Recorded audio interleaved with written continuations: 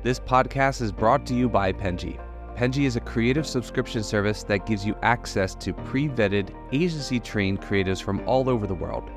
From graphic design to illustrations to social media management and web development, it's all included for one monthly price. It's time to say goodbye to the hassle of searching for top-notch creative talent. With Penji, you get quality and consistency delivered right to your inbox every day, carefully crafted for you by humans. So meet your new creative team today. Head over to penji.co for more and enter the coupon code located within the podcast show notes.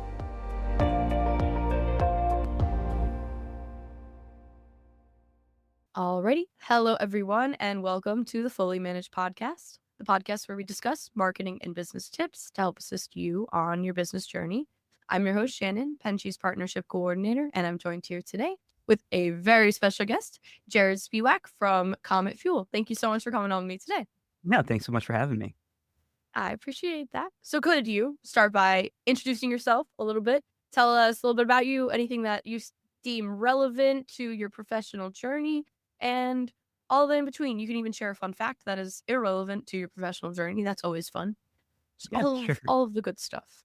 Yeah, so my name's Jared Spiewak. I'm the founder and lead strategist of CometFuel. CometFuel is a revenue marketing agency that helps service-based and SaaS businesses typically scale to about $5 to $10 million a year. And we're doing that through advertising, generally most of the time through Google Ads.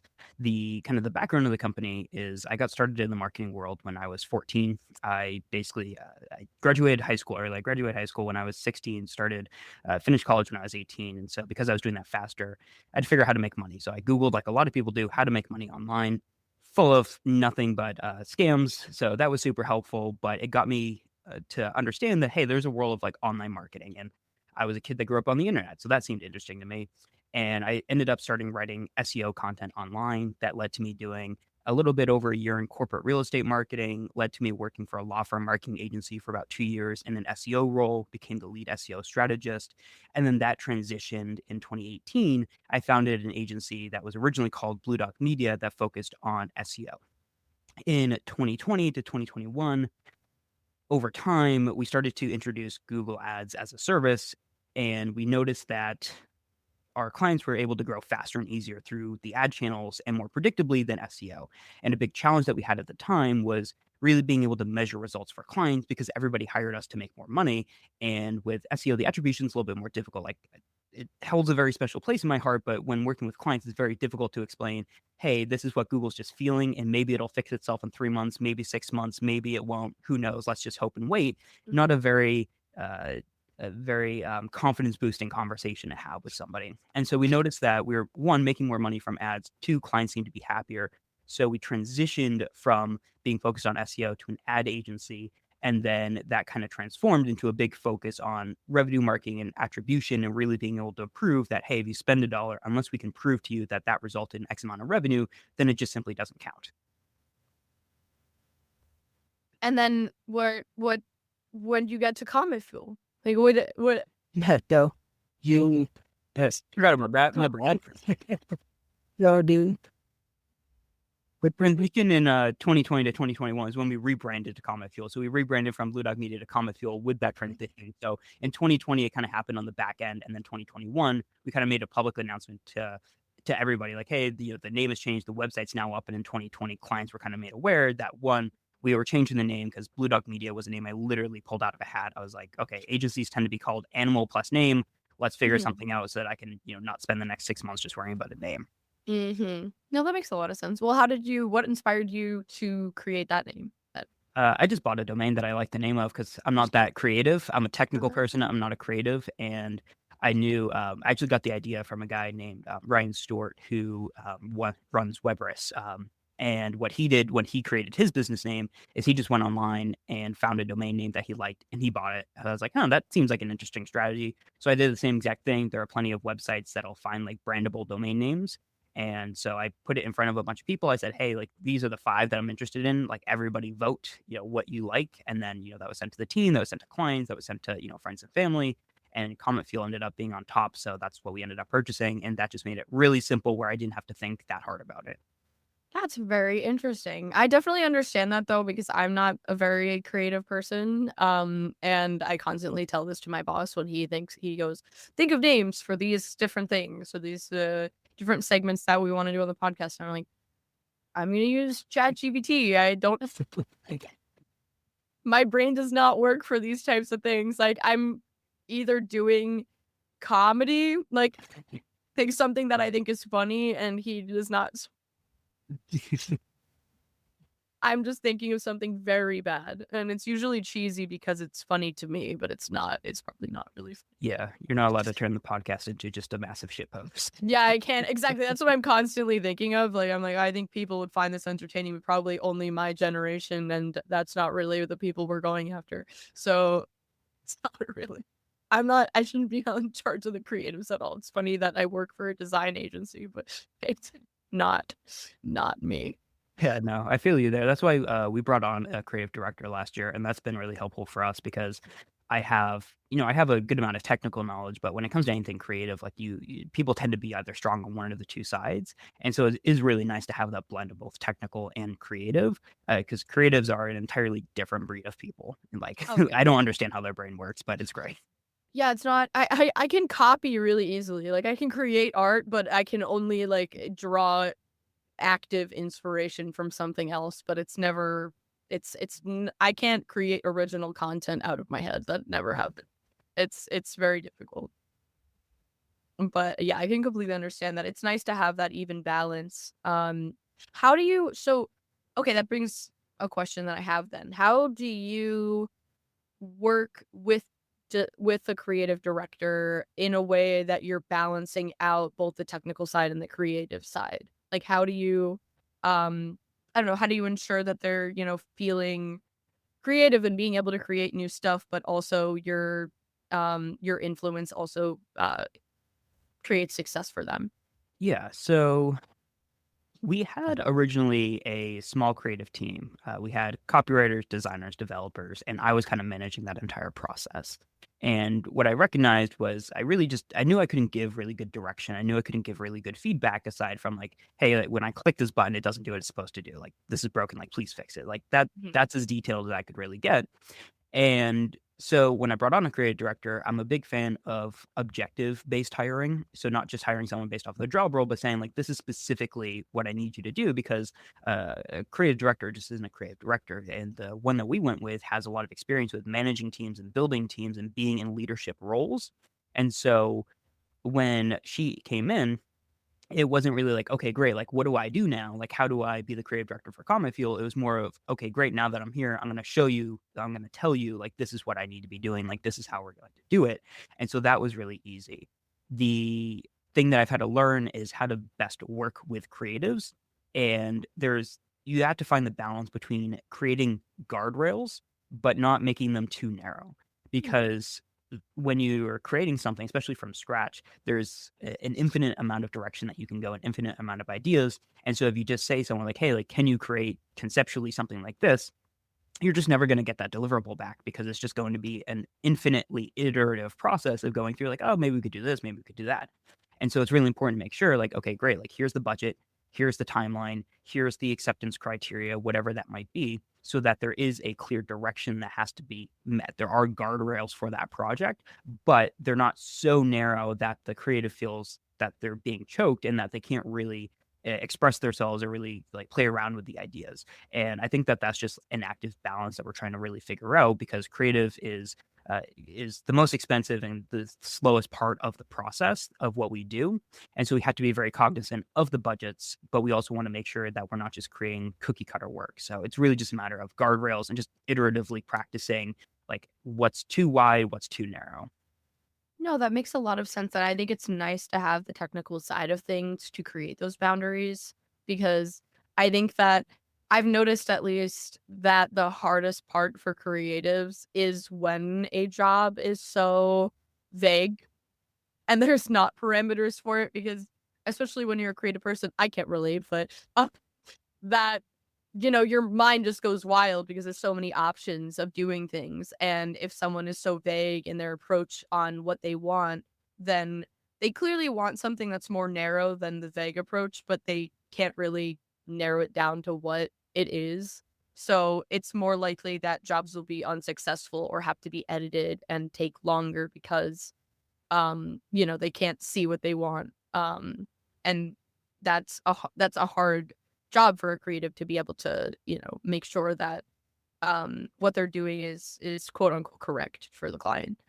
Yeah, and I think that what's also important is where my position comes in a lot of times is more of a strategy role. And part of my job is pitching those ideas to the client. And so for me, I'm that kind of intermediary in a lot of ways where it's you go out and create the plan, and I'll figure out a way to turn that into a deck to pitch it to the client in a way that they can understand, in a way that they can improve.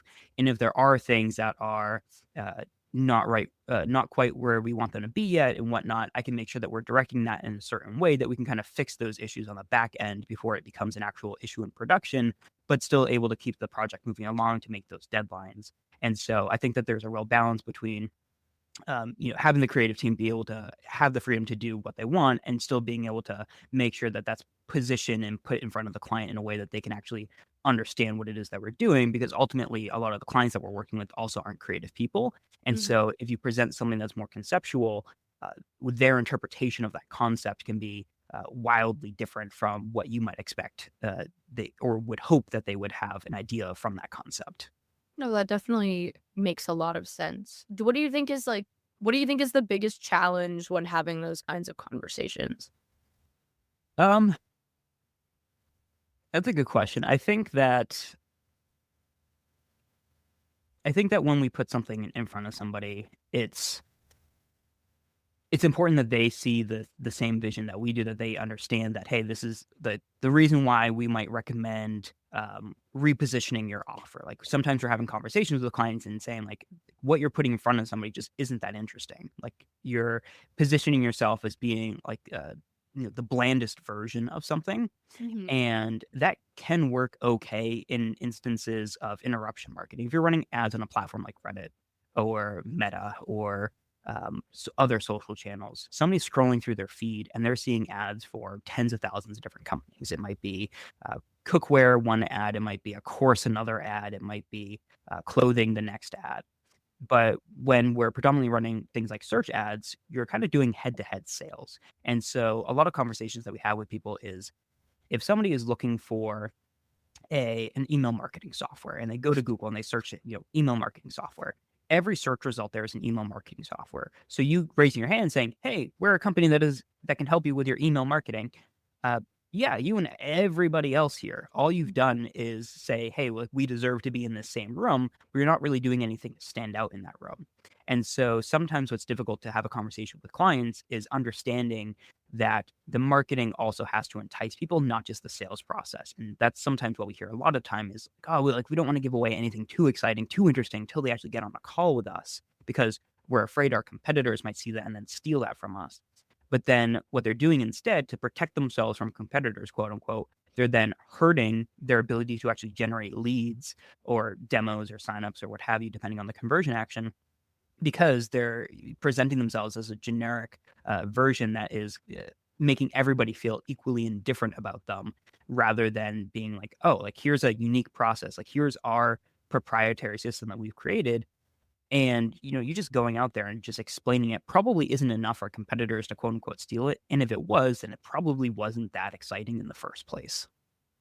No, I definitely completely agree with that. I do have a lot of conversations about like competitors and how people sometimes are overly concerned with them as agencies, and I think that there are hundreds and thousands of agencies in the country at this moment in time. And I think that to be so concerned about someone like stealing your approach to things is kind of ridiculous at this point because, one, it's kind of hard to even uniquely do something at this point because so many people have a similar strategy. But I think to be able to sell yourself as unique is still possible. And your approach to things, as long as it's successful, and you're doing it in the way that you think is the best way for your team, then it's okay if it's comparable to someone else many states away. I mean, as long as you're able to grab this person's attention, like a potential client's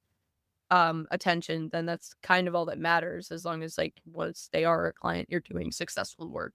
I think that if you do have a truly unique approach to doing things, if someone else can also replicate that, like you said, then maybe it wasn't really that unique in the first place if someone can just copy it.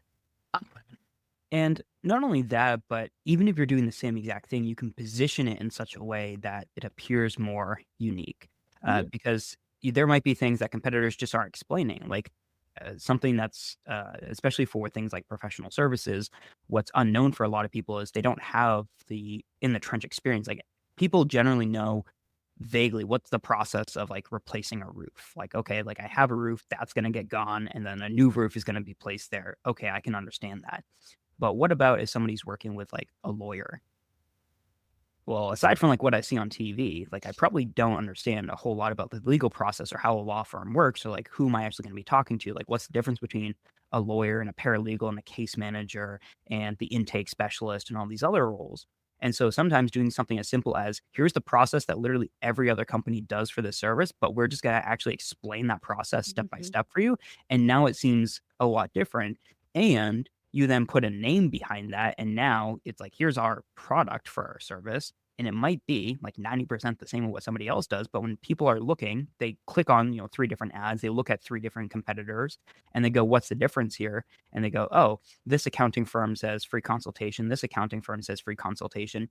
This accounting firm says get your I'm just going to make something up, get your, real estate safety tax plan or something like that. It's like, oh, like it might be the same underlying fundamentals for that tax plan or that analysis of that real estate investor's taxes and portfolio and structure and whatnot.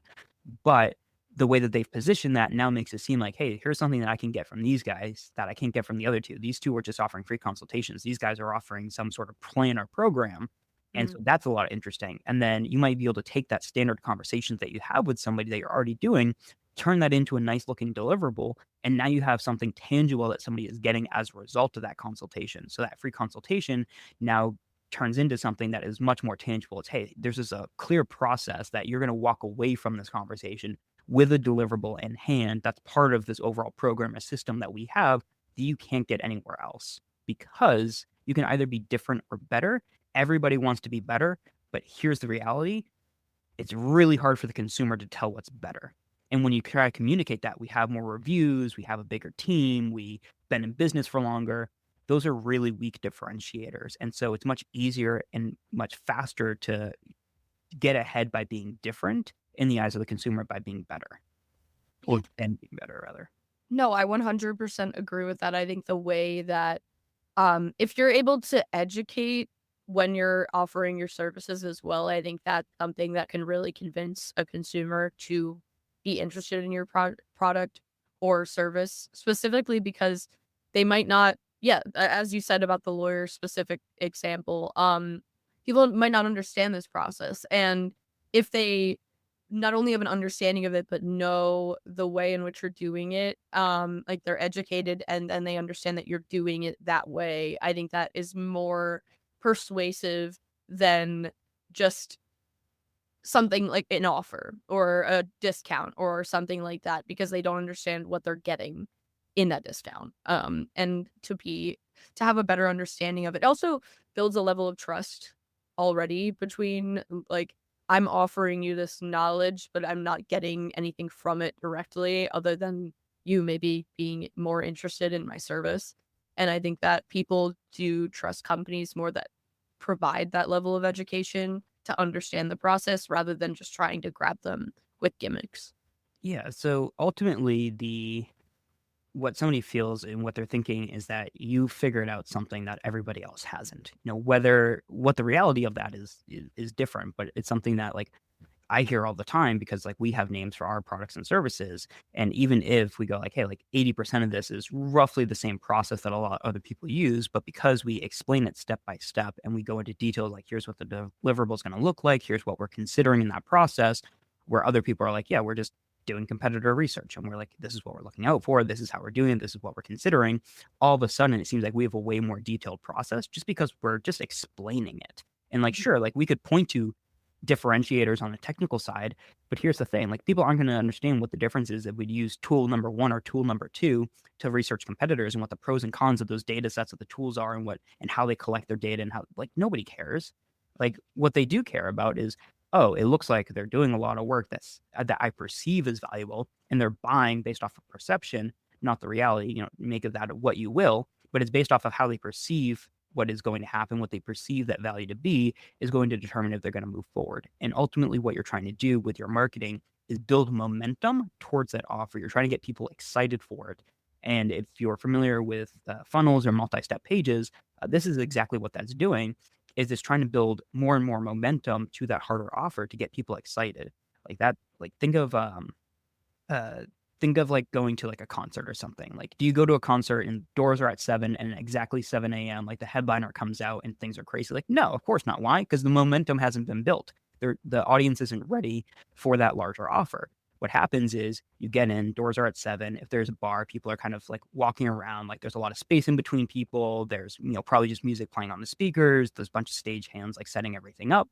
And then the opener comes out and the levels on the audio mix is okay, and people start to crowd around it. Some people leave because they're just there to see that local band that they love. But as the bigger and bigger bands come out, the crowd gets tighter, the momentum builds, people get more and more excited, and then like the lights go out, everything's silent, and then all of a sudden the band goes on stage and everybody gets crazy, and then the band starts playing, and you wouldn't have gotten that reaction from people if you had not built that momentum before.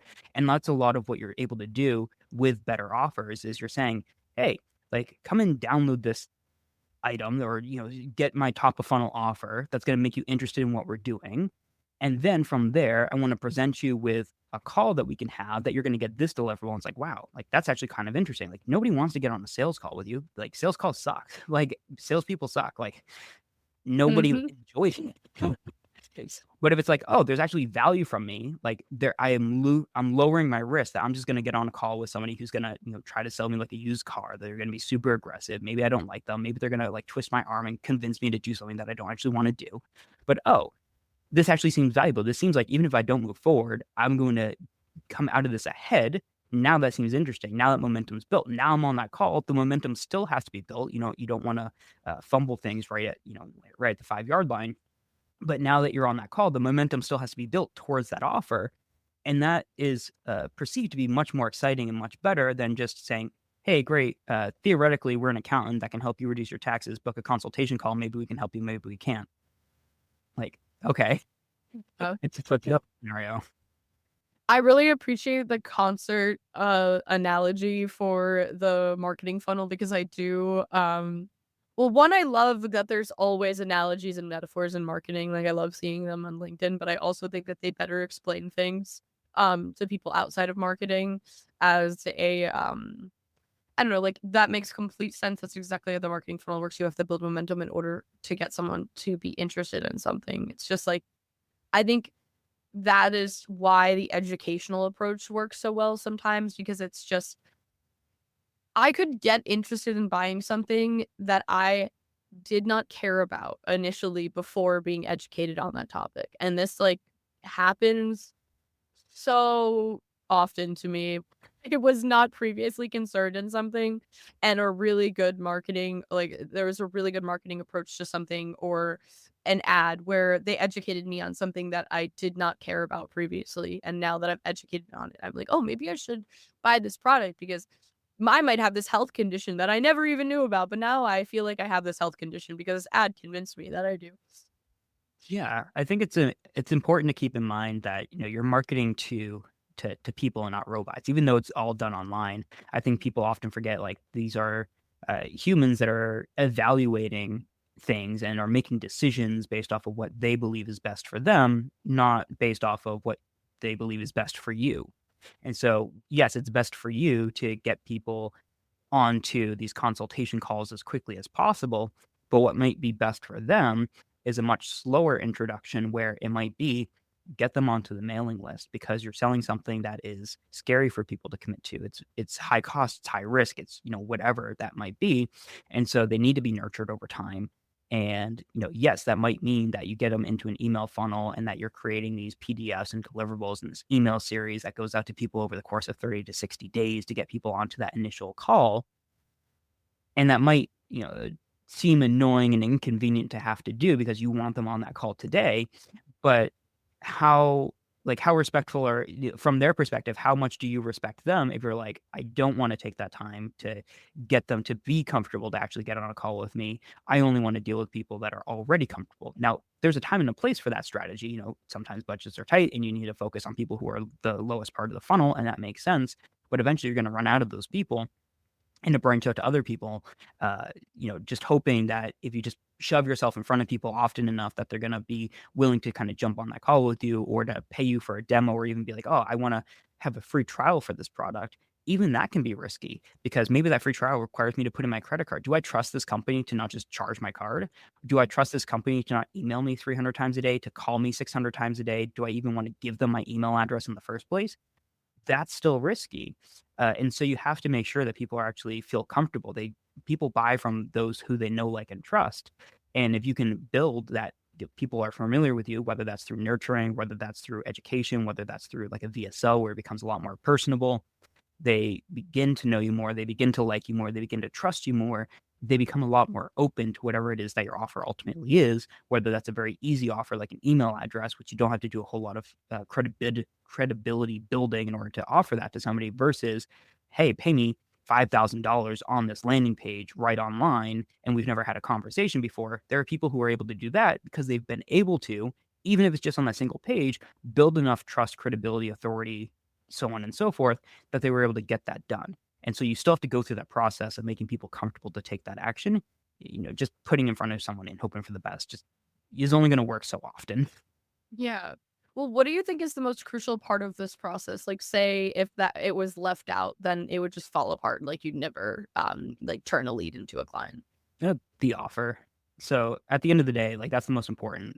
So with paid media, it's typically you're going to have your traffic. So whoever you're actually getting in front of, let's just take Google Ads as a platform. As soon as somebody clicks on the ad, Google's no longer responsible for what happens after that. All you're doing with Google is you're buying traffic. Then they're going to come to the creative. Now, technically, the creative is also the ad that they saw before they clicked. But for this example, I'm just going to say it's the landing page. Your copy, your design, your development. People don't have high expectations for design. As long as it doesn't look awful, people will be okay with the design. Development, pretty straightforward as well. Do the buttons do what they're supposed to when I interact with them? Okay, great. Like, people are going to be fine if things are a little bit janky. As long as it loads quickly, as long as the buttons function, it's going to be okay.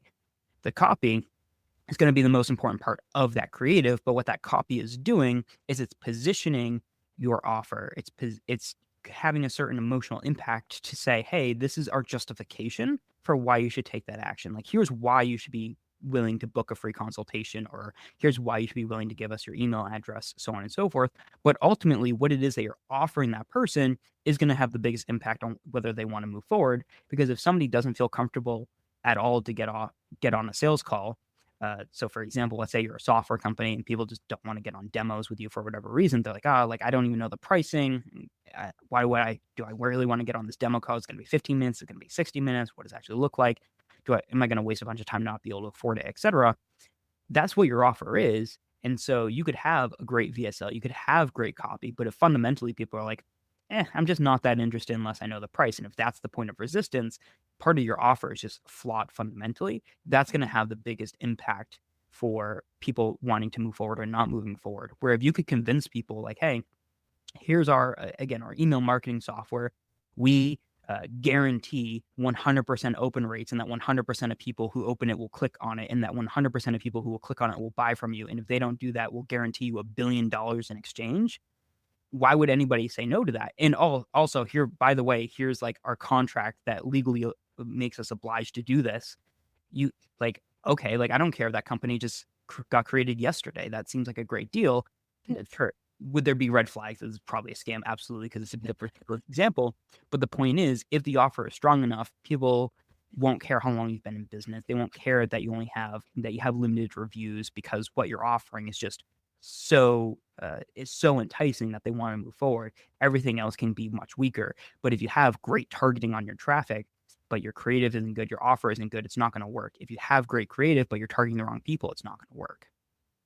I would also debate, and I think you touched on this briefly, that clear and concise information about what you're offering is really important. Like the offer can be great, but if you don't have a clear understanding of what they are or who they are, it's not really going to work. The amount of like websites that I've viewed that I do not understand what they actually do when it comes down to it is absolutely absurd. I'm not going to spend more time investigating that. I'm just not going to use their service. Yeah, I definitely run into that sometimes where, and sometimes we'll be working actively with clients. Obviously, I can't say the company name, but we were working with a business, and I want to say we worked with them for just under a year, and I still have no idea what it is that they do. Like conceptually, I kind of understand, but the biggest issue that we had working on that project is the copy and the offers were all like way too vague and kind of conceptual. And yes, it talked about results, but then we came from like, how do you actually do that? And it's like, sure, like I kind of have an idea, but like, can you explain to me like step by step how this is done? It's like, I love that you have so many great testimonials and case studies and you're talking on all these big stages for the industry. And it's very clear that people who work with you get great results, but I don't know how to tell people what it is that you're actually doing to understand how to help them understand if this is even a solution that's applicable to them. Mhm. And so, like, sure, conceptually, this helps you, it is a B2B offer, and it helps you grow your business in a specific way. But how do I know that I don't already have a company that's doing the things that you're doing? And so that was the biggest issue going through all this creative and all these VSLs and all these top of funnel offers. Just still didn't really know what it was that they did. And I have a feeling that their prospective customers also didn't really understand. And that's obviously not a very good place to be in because how are you expected to make an informed decision when you don't really understand what decision it is that you're making? Yeah, I think that you can have a, really appealing offer, but if someone doesn't understand exactly how you're doing what you're doing, it's not really going to be a good selling. And it's surprising how many people are very vague with the services that they provide, and I understand that it's probably around that level of secrecy, that a lot of agencies have for, the worry that competitors will copy them, but again, I think that's, we discussed that, I think that's just not really something that people should be concerned about. They should really be more concerned about their customers and what they are looking for, and if you're unclear about what you have, then people probably aren't gonna continue to look at your website. They're probably just gonna leave. Yeah. And I think that for agencies specifically, it kind of comes into like two different camps. You have like the one camp who they also don't really understand what it is that they're doing necessarily. It may be, hey, like I saw a course, like I bought a course and I got this and I've heard all the buzzwords and now I'm reflecting I'm kind of like taking all those buzzwords that I've heard, I'm putting it in front of somebody because that's what convinced me to move forward. So surely this will convince other people to move forward. Oh, And you're no. like, you come across with something. It's like, yes, our ad strategy uses generative AI to get better results. And it's like, okay, like what tools and how, and like, how does this do better than what you're doing manually? And it's like, but it's AI. It's like, okay, cool. But like, what and how? And it's like AI. Okay, cool. But, and you just kind of get that back and forth. And, you don't have to be so tactical to go, here's here's how we do keyword research and here's the tools and here's the metrics that we look at and whatnot. A lot of that's going to go over most buyers' head, but just understanding something like, oh, the way that it works is people search for something on Google. You're essentially raising your hand and saying, hey, I have a solution for that problem. And then when they interact with that ad, they're then being redirected to a page on your website or a landing page. And here's the difference between the two, etc. That for so many people is a much better example because there are people that just haven't really just thought about how Google works, to be honest. And so they're like, why am I worried about like this conceptually of this AI? And like, yeah, sure, like you can get me like a 10x ROI allegedly according to your website, but like, how do you actually do that? Like, how does it work? And what they're missing oftentimes is just that understanding, that baseline knowledge of, okay, great. So there are these things called keywords. And when people search on Google, those keywords determine if our ads are going to show or not. Because some people just think that Google chooses entirely what your ads run for, which, depending on what you're using, can be true sometimes. But with traditional search ads, you still have that control over those keywords. And that might be something that businesses that have been around for 5, 10, 15 years, not all of them still understand that that's how that works.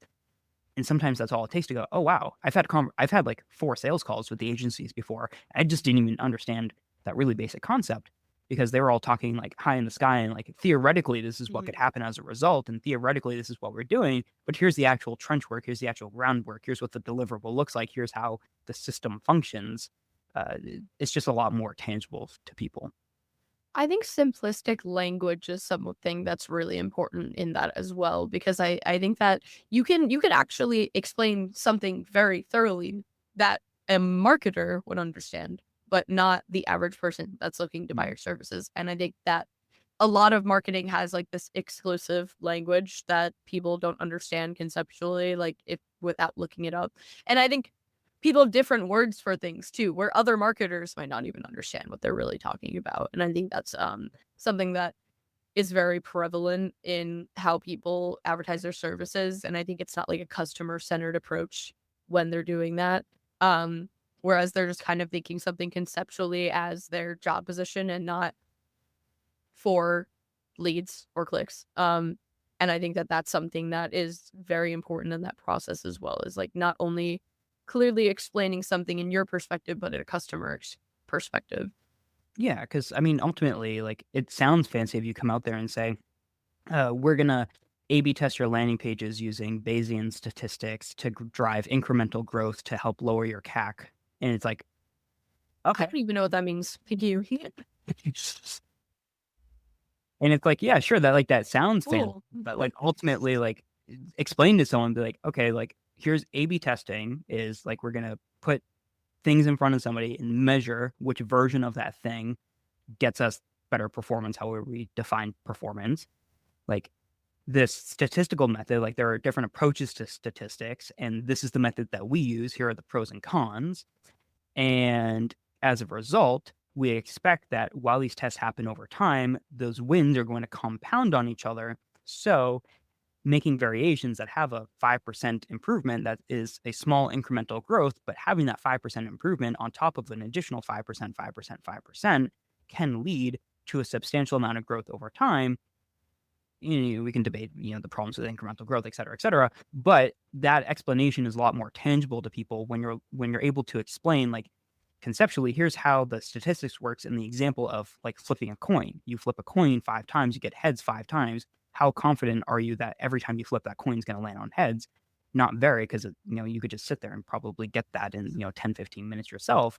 Versus if you flip that coin 1,000 times and you get heads all 1,000 times, you probably would have been very dubious of that coin being fair long before you got those 1,000 flips.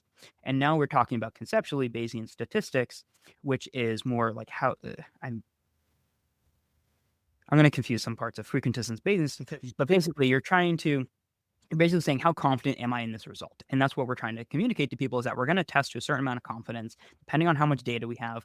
If we are working with smaller data sets, we're going to move faster, but with less confidence. And if we have larger data sets, we can be more confident in our decisions, just because we flip that coin, 10,000 times, not 100 times. But if we have to make a decision off of 100 coin flips, sometimes that's best because we don't have the budget or the time to flip it 10,000 times to be super confident. But talking about confidence intervals and priors and, minimal detectable effects and stuff like that just isn't going to be very productive for a lot of people. Yeah, of course. I definitely agree. I think that I just completely lost my train of thought. I hate when this happens. I'll have them edit that out, guys. Okay, before I forget this, I want to ask you a fun question as our last question. We're a little over time, but I think that it's important to ask a fun question. We're marketers. We got to get out of our marketing brain sometimes. Okay.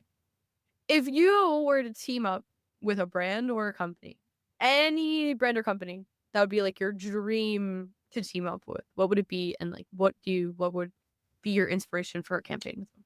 Yeah. So, two good questions. So, a company that I'd love to work with one day is Close. So that's a CRM software that I've been using for years, and I've not worked with the company, but used their products for a long time. And when I've just been a big fan of the product, I'm a big fan of the story behind it, which they were an outbound sales company, and they built this product in-house to help their own sales team. And then eventually their customers were like, hey, like, I kind of want that too. And eventually that turned into a SaaS company.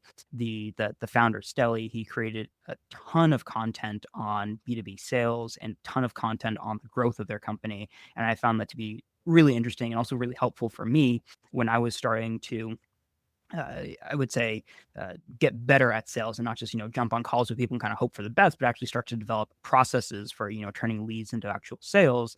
And I did find that content very helpful, especially on the cold emailing side of things, which we were running a lot of cold email campaigns at that time.